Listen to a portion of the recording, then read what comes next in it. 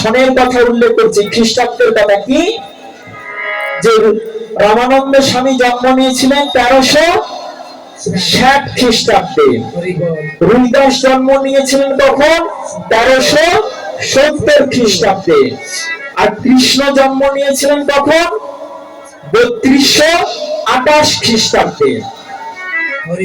কৃষ্ণ জন্ম নিয়েছিলেন তখন 3228 খ্রিস্টাব্দে। তাহলে এই কৃষ্ণ জন্ম থেকে রুইদাসের জন্মের কতটি ডিফারেন্স, কত পার্থক্য হচ্ছে? 4600। হিসাব করলে দেখা যায় 4500 থেকে 600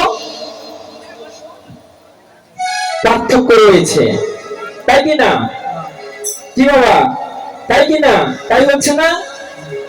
ভগবান শ্রীকৃষ্ণ যদি 3228 খ্রিস্টাব্দে জন্ম হয়, আর রুইদাসের জন্ম যদি 1370 খ্রিস্টাব্দে হয়, তাহলে দুজনের বয়সের তারতম্য কত হবে?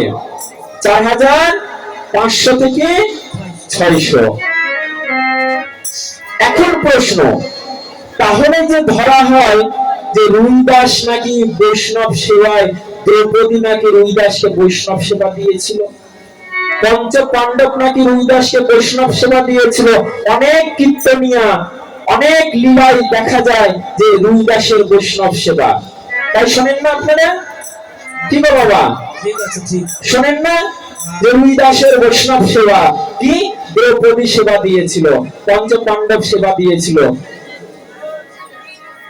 একবার তাহলে হিসাব করুন তো, যে এই 4600 বছর পরে আগে রুইদাস কেমন করে দ্রৌপদীর ঘরে গিয়ে সেবা করবে? কেমন করে দ্রৌপদীর ঘরে গিয়ে সেবা করবে? আর পঞ্চ পাণ্ডবের জীবনী মহাভারতের সমস্ত রীতিমতের উল্লেখ রয়েছে। পঞ্চ পাণ্ডবের জন্ম থেকে স্বর্গ আহরণ পর্যন্ত সমস্ত মহাভারতে উল্লেখ রয়েছে। যা আছে ভারতে তা আছে মহাভারতে। মহাভারতে কোথাও কি উল্লেখ করাতে পারবেন, প্রমাণ দেখাতে পারবেন যে রুইদাসকে কোনদিন দ্রৌপদী সেবা দিয়েছিল? কেননা সেই সময় রুইদাস তো ছিলই না। রুইদাস তো এই মহাপ্রভু আসার কিছু আগে তার জন্ম হয়েছে।